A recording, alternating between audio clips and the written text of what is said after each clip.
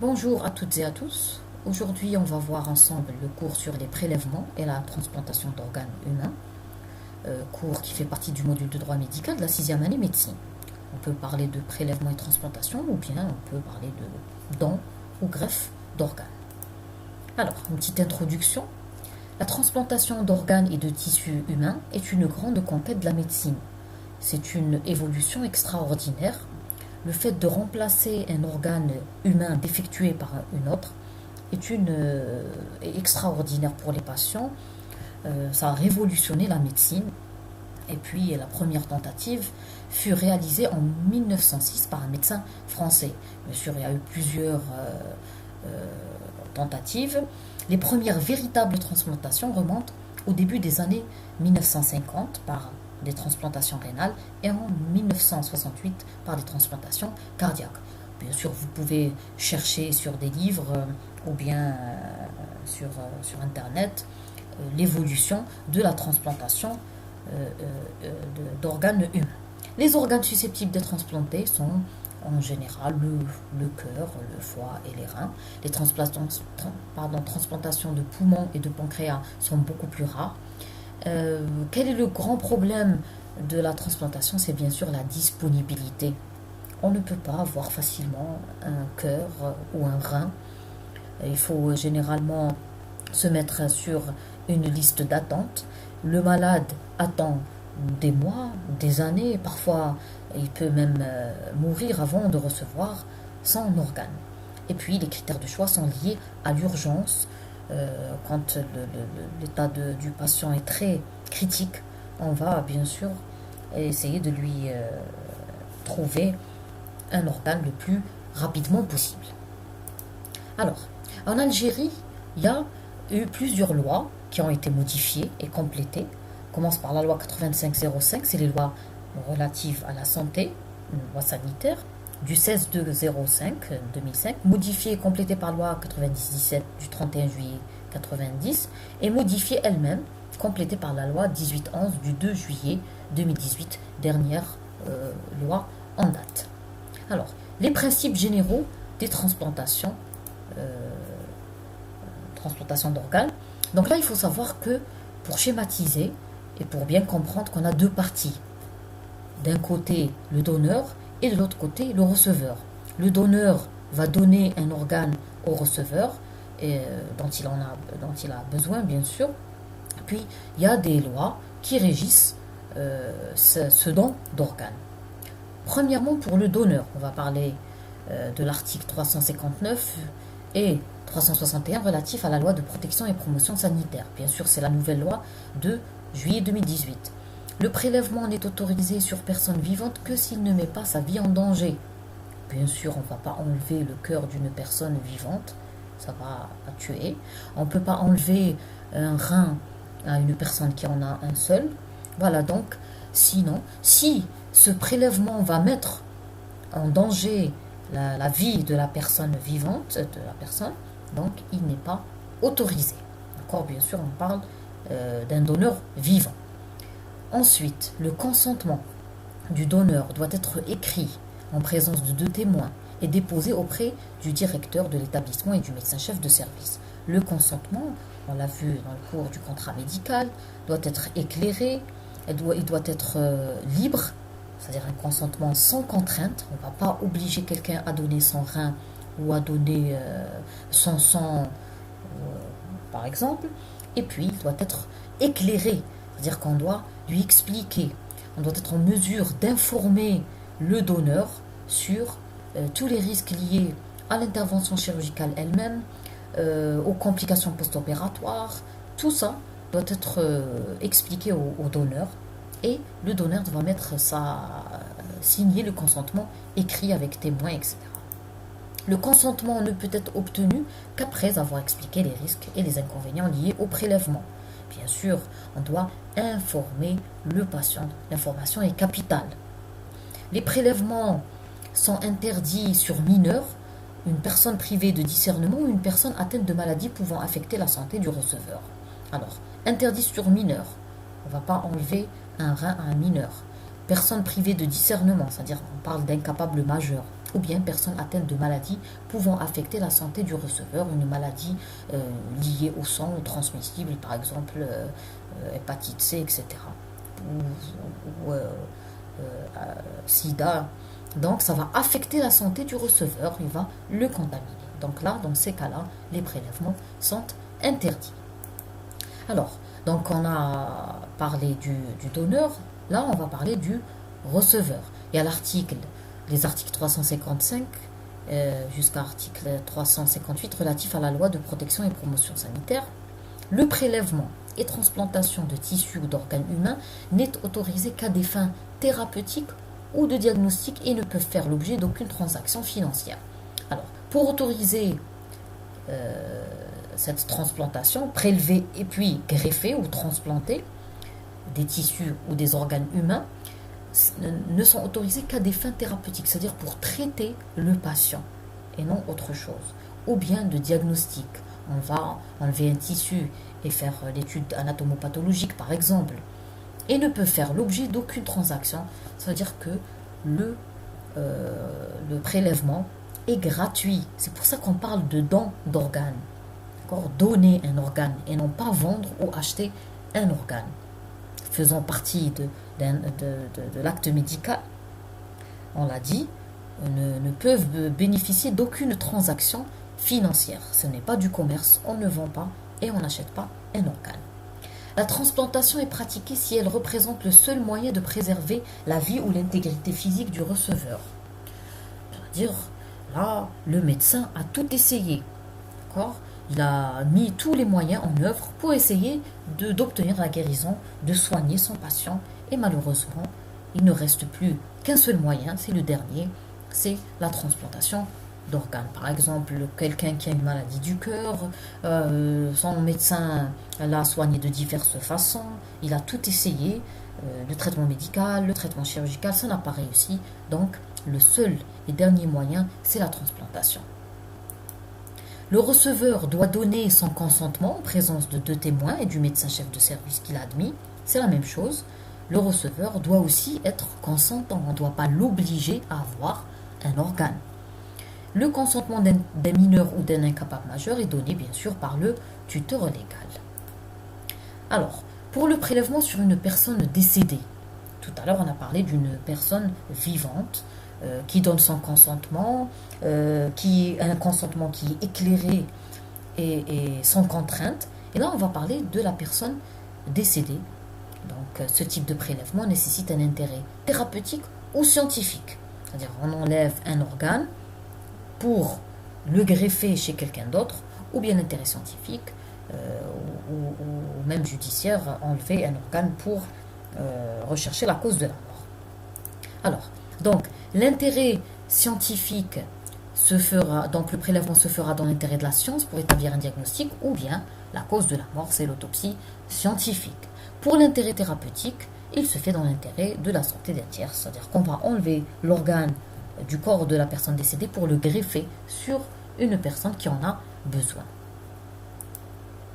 Alors, mais quand on enlève un organe, il faut savoir que le patient ou la personne qui est décédée doit être en état de mort clinique ou bien de mort encéphalique, c'est-à-dire qu'il y a un coma dépassé, la personne ne peut plus se réveiller et c'est une bonne candidate au prélèvement d'organes. Mais bien sûr, le ou les prélèvements ne peuvent être effectués qu'après la constatation du décès. Alors, pourquoi ? Pour déclarer la personne décédée, il faut un constat de décès précoce. Et ceci pour augmenter les chances de réussite de la transplantation de l'organe qui est en relation avec le délai entre la mort et le prélèvement. Le prélèvement doit être réalisé le plus tôt possible après le décès. Alors, si la personne présente un arrêt cardio-respiratoire prolongé, il faut une absence totale de conscience et d'activité motrice spontanée, une abolition de tous les réflexes du tronc cérébral et une absence totale de ventilation spontanée. Là, on fait l'épreuve de l'hypercapnie, c'est-à-dire qu'on va débrancher le respirateur et on va voir s'il y a une reprise ou non de la ventilation spontanée. Donc, il y a plusieurs examens à faire avant de déclarer que la personne qui est en état dans un coma dépassé, on va la déclarer décédée. Et il faut savoir que c'est très difficile pour la famille. Pourquoi? Parce que voir un de leurs proches sous le respirateur, pour eux, c'est une personne qui est toujours vivante, qui respire. Il y a les mouvements respiratoires, il y a les battements cardiaques, mais c'est une personne qui est en état de mort encéphalique, qui ne peut plus revenir à la vie. Donc, si la personne cliniquement décédée est assistée par ventilation artificielle et conserve un état hémodynamique, il faut l'absence de respiration spontanée, vérifiée par une épreuve, comme je l'ai dit tout à l'heure, une épreuve d'hypercapnie. Les 3 critères précédents doivent être constatés. Voilà, donc les réflexes, etc. Et 2 EEG plats et A réactif effectués à 4 heures d'intervalle, avec une durée d'enregistrement de 30 minutes, ou bien une angiographie objectivant l'arrêt de la circulation encéphalique. Voilà, donc pour pouvoir dire ou déclarer le décès d'une personne cliniquement décédée, voilà, donc le décès réel et la mort réelle est définitive, il faut donc une absence de respiration spontanée, vérifiée par cette épreuve d'hypercapnie, c'est-à-dire qu'on va enlever le respirateur et attendre, voir s'il n'y a pas de reprise de la respiration. Et puis il faut aussi ces 3 critères-là. L'absence de conscience et d'activité motrice spontanée. Il faut faire un examen neurologique avec abolition de tous les réflexes du tronc cérébral. Et puis, 2 EEG plats et A réactif effectués à 4 heures d'intervalle avec une durée d'enregistrement de 30 minutes. L'enregistrement doit durer au moins 30 minutes. Ou bien on peut utiliser une angiographie objectivant l'arrêt de la circulation encéphalique. Voilà, donc au bout de tous ces examens cliniques et neurologiques, on peut déclarer le décès. Alors, les modalités de réalisation des prélèvements. On a les articles 356, 363 et 366 de la nouvelle loi sanitaire. Les prélèvements et les transplantations ne se font que par des médecins et au niveau des hôpitaux autorisés par le ministère concerné. C'est-à-dire qu'on ne peut pas faire un prélèvement dans n'importe quel hôpital. Voilà, donc il y a des hôpitaux qui ont qui sont habilités par le ministère, bien sûr le ministère de la Santé, à effectuer des prélèvements et des transplantations d'organes. Et puis, deuxième modalité, la gratuité des dons est de principe. On ne peut pas vendre ou bien acheter un organe. C'est pour ça que ça s'appelle don, on va les donner. Ensuite, l'anonymat entre donneur et receveur. C'est pour éviter, bien sûr, toute tentative peut-être financière, etc. Elle est de principe aussi. Qu'est-ce qu'il y a aussi? Au sein de l'hôpital, une commission médicale décide de la nécessité du prélèvement et de la transplantation. Bien sûr, ça va... le dossier du patient va passer par cette commission qui va décider si ce patient nécessite une transplantation d'organes. Et puis les prélèvements d'organes sur un sujet décédé ne sont autorisés qu'après constatation médicale de la mort. Elle se fait avec, bien sûr, en présence de 2 médecins et d'un médecin légiste. Si, de son vivant, le sujet a exprimé par écrit son opposition au prélèvement, ou si le prélèvement entrave l'autopsie médico-légale ou médico-judiciaire, celui-ci est interdit. C'est-à-dire qu'on ne peut pas passer outre la volonté du patient. De son vivant, il a dit, et il a mis par écrit, je refuse de donner mes organes après ma mort. Là, le prélèvement est interdit. Et bien sûr, par exemple, la personne décédée, le donneur, fait l'objet d'une enquête judiciaire. Et là, l'autopsie médico-judiciaire est souhaitable, elle est indiquée, donc le prélèvement ne peut pas être effectué. Ensuite, le prélèvement de rein ou de cornée peut être effectué sans délai, sans accord, si le délai entraînerait la détérioration de l'organe ou si l'état de santé du receveur l'exige. Cette urgence est constatée aussi par la commission médicale. Le médecin ayant certifié le décès ne doit pas participer ni au prélèvement ni à la transplantation. Et puis des règles sanitaires doivent être observées, dépistage des maladies transmissibles, sida, hépatite, etc. pour voir si on doit exclure le donneur. Après prélèvement, le chirurgien doit procéder à la restauration. C'est-à-dire, bien sûr, il faut respecter toujours la dignité du corps humain. on doit restaurer ce corps pour le remettre à sa famille dans de bonnes conditions. Alors tout ça, toutes ces modalités, vous pouvez bien sûr les revoir en téléchargeant ou en recherchant sur Internet la nouvelle loi sanitaire.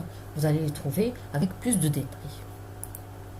Le don de sang, il y a l'article 368 de la loi sanitaire, la nouvelle loi sanitaire, qui stipule que le don de sang doit être précédé d'un entretien médical avec le donneur dans le respect des règles médicales.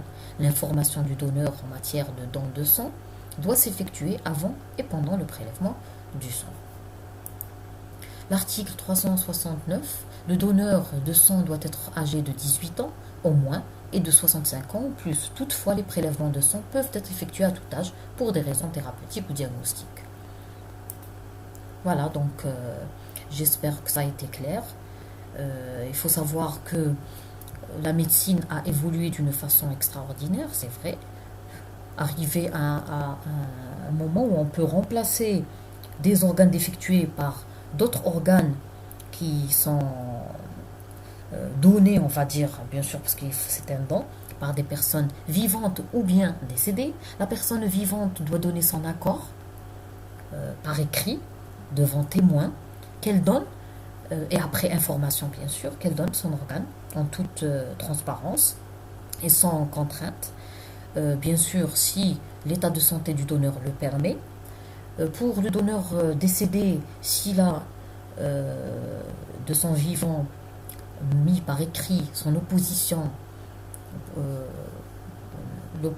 au don d'organes, bien sûr, le prélèvement est interdit. Alors, ça c'est pour le donneur. Le receveur aussi doit donner son consentement, comme quoi il est d'accord pour recevoir tel ou tel organe. C'est le consentement aux soins aussi. D'accord ? Donc, le don d'organes est un don, on parle de don, donc il est gratuit, complètement gratuit. Il faut respecter l'anonymat entre donneur et receveur. Et puis, il faut respecter les articles de loi, bien sûr, sans oublier la dignité de la personne décédée, qui est en état de mort encéphalique, sa dignité et la dignité de sa famille. Il faut expliquer aux membres de la famille que c'est une personne qui est décédée, même si elle respire artificiellement. Et c'est très délicat, très difficile de comprendre ça. Parfois, la personne a du mal à imaginer que son père ou sa mère ou son enfant sont morts alors qu'ils respirent toujours. Donc, c'est le rôle du médecin d'expliquer tout ça avec des termes clairs et bien sûr d'avoir de l'empathie pour la famille de cette personne en état de mort encéphalique. Voilà, donc je vous remercie de votre attention et puis à la prochaine fois. Bon courage.